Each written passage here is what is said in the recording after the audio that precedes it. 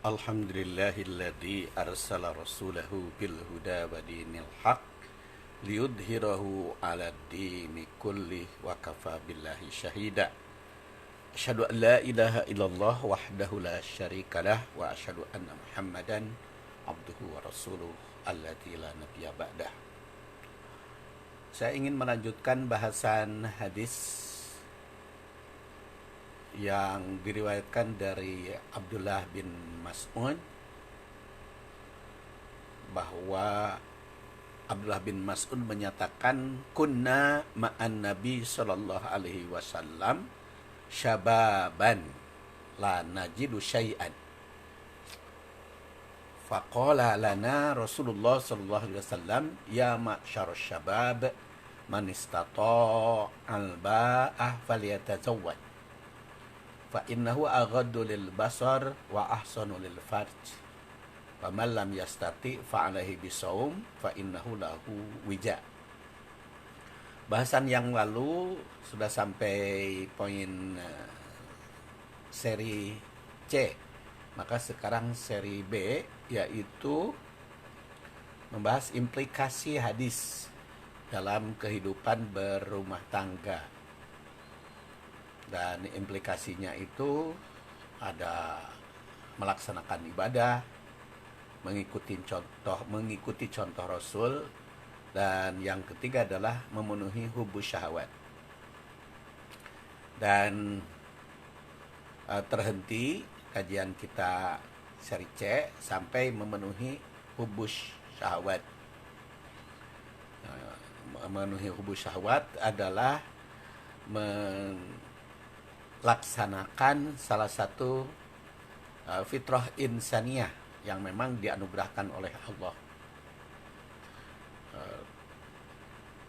yang anugerah oleh Allah Subhanahu wa taala itu tidak bisa dimatikan, karena zuyina linnas hubbush syahwat minan nisa, tapi dipenuhi, disalurkan dengan cara yang halal. Oleh karena itu,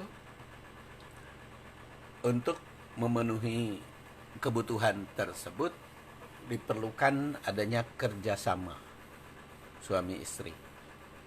Suami tidak boleh mementingkan kebahagiaan atau kepuasan diri sendiri tanpa menghiraukan kepuasan atau kebahagiaan istri. Istri pun demikian, jangan hanya mementingkan kepentingan diri sendiri agar diri sendiri bahagia, tapi juga harus mendatangkan kebahagiaan, kepuasan sang suami. Ini tersirat dalam sabda Rasulullah SAW yang diriwayatkan oleh Abu Ya'la dan juga Abdul Razak. Diriwayatkan dari Anas bin Malik, idza jama'a ahadukum ahlahu falyusaddiqhu summa qada hajatahu qabla an taqdiya hajataha fala yu'ajilha hatta taqdiya hajataha. Apabila salah seorang di antara kamu berjima memenuhi kebutuhan biologis suami istri, maka harus dilakukan sebaik mungkin, sebenar mungkin. Jadi baik suami pada istri maupun istri pada suami harus dilakukan dengan sebaik mungkin sesuai dengan kesepakatan bersama. Jadi kalau benar di sini tentu benar pertama dari sudut syariah, kemudian benar dari sudut kepentingan berdua, Pak Yusodik. Jadi benar di sini. Suma idza qada hajatahu qabla an taqdi hajataha fala yu'ajilha. Kemudian apabila dia sudah mencapai puncaknya padahal pasangannya belum, maka jangan lalu dia menghilangkan atau menghentikan begitu saja, tidak menghiraukan yang lain. Fala yu'ajilha hatta taqdi hajatah, sehingga pasangannya pun mencapai puncaknya atau mencapai kebahagiaan. Maka itu merupakan kerjasama antara suami dengan istri. Dan sudah saya bahas juga bagaimana supaya mendatangkan kebahagiaan bersama itu, langkah-langkahnya supaya hubbu syahwat terpenuhi. Ya tentu menjauhi perjinahan, tutup aurat, memusatkan perhatian kepada suami dan istri, menyalurkan birahinya hanya kepada suami istri. Kemudian juga berusaha saling memberikan kepuasan tadi, bekerja sama, tidak kecewa tatkala tidak berhasil. Diusahakan untuk keberhasilan bersama, tapi kalau ternyata tidak berhasil jangan kecewa, karena itu bisa terjadi ya dalam hal tertentu. Memaafkan pasangan, jadi kalau apabila tidak memberikan kepuasan atau tidak memberikan pencapaian yang sempurna. Dan berterima kasih apabila mencapai kepuasan dan kenikmatan. Jadi jangan begitu saja. Kepada suami berterima kasih, suami kepada istri juga berterima kasih, sambil bersyukur kepada Allah Subhanahu wa taala.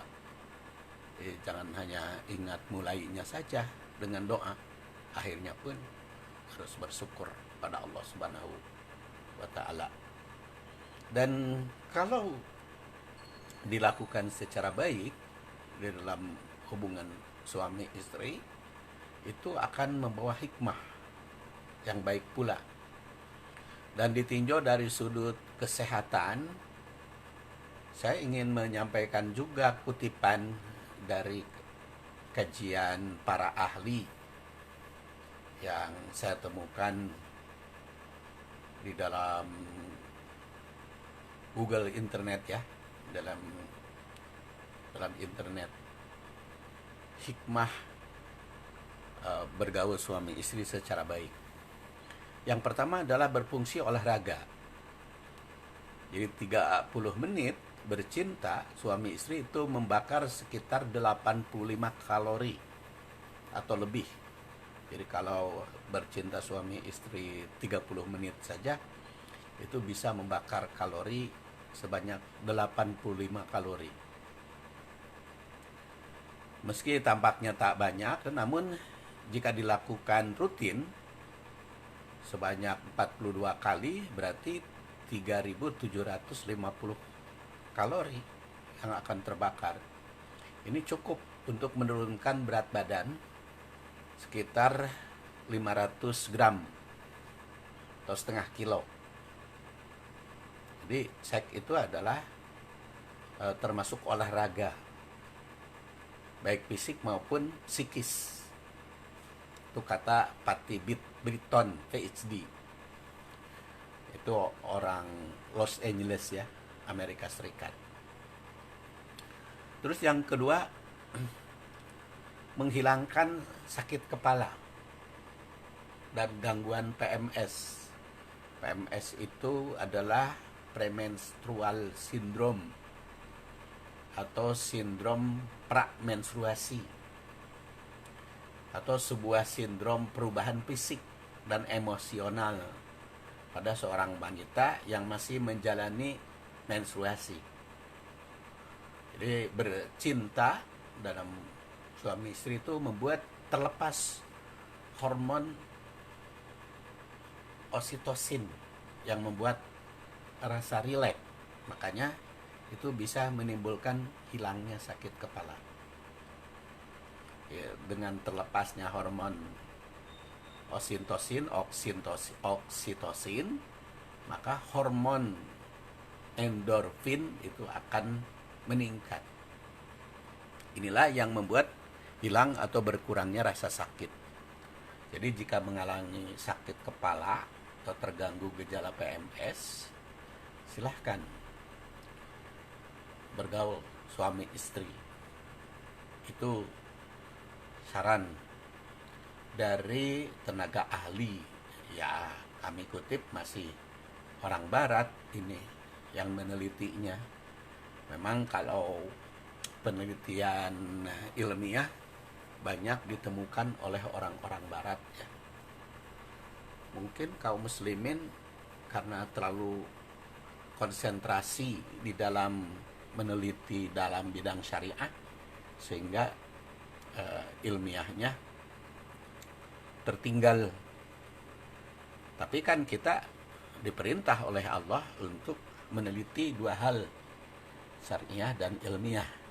Jadi fas'alu ahla dzikri in kuntum la ta'lamun itu seperti pernah saya kaji sepintas, ada dua ayat, yaitu ayat An-Nahl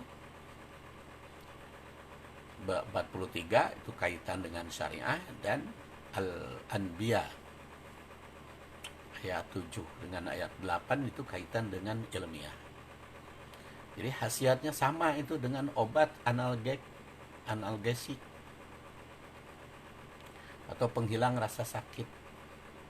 Daripada pusing-pusing, sakit kepala, cari-cari obat kesana kemari yang kadang-kadang ada efek samping, ada juga ketagihan, ya.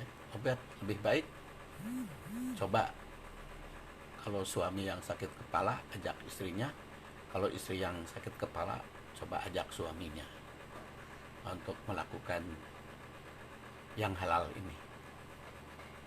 Yang ketiga, mencegah kanker. Jadi seks teratur dengan pasangan yang sama, suami istri, itu dapat mengurangi risiko terkena kanker. Utamanya kanker payudara. Bagi wanita yang apalagi yang belum melahirkan kan lebih banyak kecenderungan ke kanker payudara, maka itu aktivitas gaul suami istri perlu ditingkatkan. Yang belum pernah punya anak, karena suami harus pandai-pandai juga itu mencegah kanker payudara istrinya. Sebuah penelitian itu menunjukkan bahwa jika seorang wanita menambah frekuensinya hubungan suami istri, bercinta dengan suami, maka resiko untuk terkena kanker payudara itu akan berkurang. Jadi banyak kanker payudara diakibatkan tidak rutin aktivitas gaul suami istri. Mungkin karena dia terlalu sibuk di dalam pekerjaan, apalagi sekarang kan banyak wanita karir, sibuk kehidupan sehari-harinya, sehingga kurang bisa melayani suaminya. Atau suaminya juga tugasnya berjauhan, atau juga kurang rutin, itu bisa menimbulkan kanker payudara. Itu kata penelitian. Jadi kalau kata penelitian mah ya walau alam signifikansinya berapa persen, tapi itu kan orang meneliti. Jadi aktivitas seksual itu akan menguatkan otot dasar pelvis sehingga kontrol saluran kemih itu lebih baik. Apalagi kalau berejakulasi, khususnya bagi pria yang berusia di atas 20 tahun tuh dapat mengurangi resiko kanker prostat. Jadi kalau bagi laki-lakinya mencegah kanker prostat, bagi wanitanya mencegah kanker payudara. Itu hubungan suami istri secara rutin dengan pasangan yang sama, yaitu dengan cara yang halal tersebut. Jadi laki-laki tidak boleh menahan ejakulasi terus-menerus, karena diperlukan ejakulasi itu supaya kanker prostatnya bisa dicegah. Demikian pula perempuan, istrinya harus dipersilahkan kepada suaminya untuk mencegah kanker payudara. Kemudian yang keempat, hubungan suami istri itu bisa menjadi penawar stres. Aktivasi seksual itu memproduksi feniletilamin, yaitu zat cinta yang meningkatkan rasa bahagia. Selain itu, sebuah studi di State University New York menunjukkan bahwa para wanita secara langsung terekspos dengan cairan sperma itu lebih sedikit mengalami stres. Jadi dengan cairan sperma yang disalurkan oleh suami itu menurunkan stres. Oleh karena itu, manfaat yang keempat sebagai salah satu penawar stres. Yang kelima, mengaktifkan sistem pembersihan. Jadi keuntungan ini dari hubungan suami istri adalah terjadinya proses pembersihan dalam tubuh. Jadi pada saat seseorang tergairahkan, seorang suami tergairahkan oleh istri, istri tergairahkan oleh suami, maka aliran darah itu akan terpompa lebih cepat, sehingga aliran darah itu ke otak akan meningkat.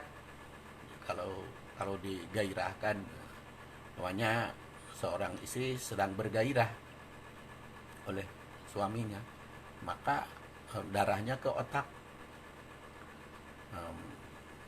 terpompa lebih cepat. Jadi sehingga akan meningkat, begitu juga suami oleh istrinya. Nah, meningkatnya detak jantung dan aliran ke otak itu menyebabkan tubuh lebih segar. Karena sering ditingkatkan oleh kegairahan itu ke otak, maka tubuh akan menjadi segar. Dengan meningkatnya aliran darah, berarti organ-organ akan mendapat lebih banyak suplai oksigen dan membuang lebih banyak racun yang ada di dalam darah. Ini adalah hikmah yang kelima. Kemudian keenam, seks itu menurunkan tekanan darah. Salah satu keuntungan dalam aktivitas seksual suami istri adalah menurunkan tekanan darah dan secara umum mengurangi stres. Nah, demikian menurut para peneliti dari Skotlandia. Nah, ini orang Skotlandia yang meneliti, yang melaporkan hasil temuannya di jurnal Biological Psychology. Dalam penelitiannya mereka menemukan bahwa para wanita yang lebih sering melakukan hubungan seks dengan suaminya menunjukkan respon yang lebih sehat terhadap stres. Jadi dibanding mereka yang kurang melakukannya. Selain itu, mereka yang sering bercinta suami istri itu menunjukkan tekanan darah itu lebih rendah ketimbang mereka yang kurang. Ditemukan juga bahwa pasangan yang sering berpelukan, berciuman antara suami dan istri itu menunjukkan kecenderungan tekanan darahnya yang normal. Jadi kenapa Rasulullah SAW itu sering berpelukan dengan istrinya? Sampai kata Aisyah itu Rasulullah SAW mau sholat saja sempat mengecup istrinya. Dan ternyata baru ditemukan oleh para ahli di Skotlandia manfaat dari berpelukan suami istri itu. Kemudian yang ketujuh itu menyembuhkan beberapa penyakit. Jadi, penyembuhan itu dapat diartikan dalam berbagai arti. Ada kalanya hubungan antara pasangan tersebut perlu dipulihkan jadi pemulihan. Bisa pula penyembuhan diperlukan seseorang mengalami penyakit kronis tertentu. Misalnya diabetes. Diabetes juga jangan menghentikan. Harusnya dicari solusi dengan istrinya. Jadi istrinya juga kalau suaminya diabetes sehingga berkesulitan, maka istrinya membantu untuk membangkitkan gairahnya. Banyak penelitian itu menunjukkan bahwa seks dapat menyembuhkan fisik dan psikis. Prinsipnya, zat oksitosin yang dihasilkan dengan orgasmus atau mencapai kepuasan itu memberi dampak positif yang menyembuhkan beberapa penyakit. Jadi kalau yang diabetes bisa saja dibangkitkan oleh istrinya sehingga dia mengalami orgasmus, atau kalau istrinya juga diabetes maka oleh suaminya.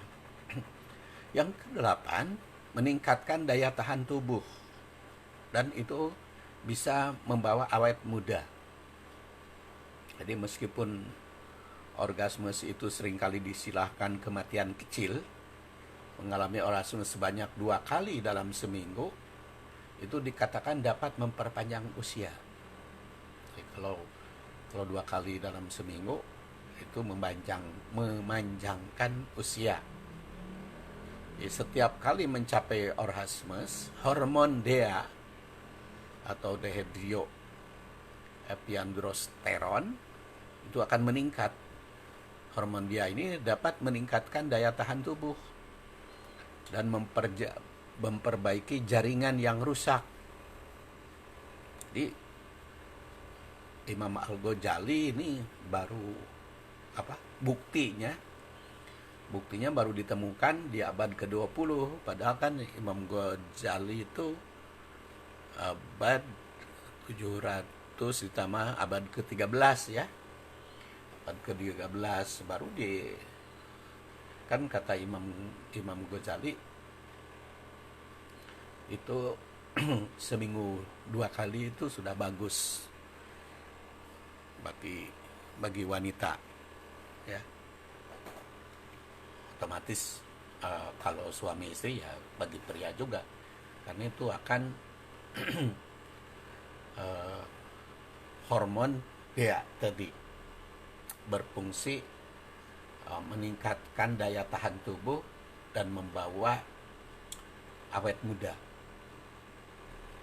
memperbaiki jaringan yang rusak, dan itu akan meningkatkan fungsi otak serta membuat kulit itu lebih sehat, dan juga berfungsi sebagai zat antidepresi. Itu adalah manfaat yang ke-8. Yang ke-9, membuat tidur nyenyak dan menyenangkan. Jadi usai orgasmus terjadi gelombang rasa tenang dan rileks yang mendalam. Itu sebabnya sering tertidur setelah melakukan hubungan suami istri, kan sering tertidur karena ada rileks gitu. Ini saat yang baik untuk melepaskan segala pikiran yang mengganggu dan mengikhlaskan hal-hal yang kurang menyenangkan. Banyak orang yang cukup menikmati seks itu mengaku bahwa mereka bisa tidur lebih nyenyak dan merasa segar sepanjang hari berikutnya. Jadi manfaat yang ke-9 ini menimbulkan nikmat tidur dan nikmat bangun ya. Jadi seks itu membuat pasangan suami istri mencapai tidur yang lebih berkualitas, lebih mampu menghadapi stres sehari-hari, dan merasa segar sepanjang hari. Pantas ya Al-Quran sampai menggariskan di bulan Ramadan saja persilahkan uhilla lakum lailatas siyamir rafasu ila nisaikum di malam hari. Nah itu kan menghilangkan akan menenangkan ya. Dan membuat wanita itu lebih subur. Semakin sering seorang wanita berhubungan suami istri, semakin banyak hormon reproduksi yang dihasilkannya, sehingga gairah cintanya pun meningkat. Dengan kata lain, semakin sering wanita bercinta, semakin meningkat pula gairah. Semakin banyak, semakin meningkat hormon estrogennya. Jadi sehingga menghindari osteoporosis dan gangguan Alzheimer, kepikunan ya. Kemudian endometris, kista di rahim itu akan tercegah. Wanita yang bercinta sedikitnya simu 2 kali biasanya akan memiliki siklus yang bagus. Jadi ini berkaitan juga dengan kesuburan bagi yang belum mempunyai momongan, bagi yang belum mempunyai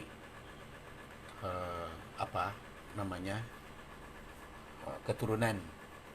Makanya ditekankan oleh Rasulullah, idza jama'a ahadukum ahlahu falyusaddiqha summa idza qada hajatah qabla an taqdiya hajataha fala yu'ajjilha hatta taqdiya hajataha.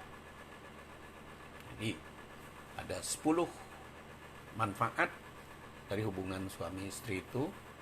Jadi berfungsi olahraga, menghilangkan sakit kepala, mencegah kanker, penawar stres, mengaktifkan sistem pembersihan, menurunkan tekanan darah, menyembuhkan sakit, beberapa penyakit, meningkatkan daya tahan tubuh serta membuat awet muda, membuat tidur lebih nyenyak dan menyenangkan, serta membuat wanita lebih subur. Masih belum tuntas bahasan hadis ini.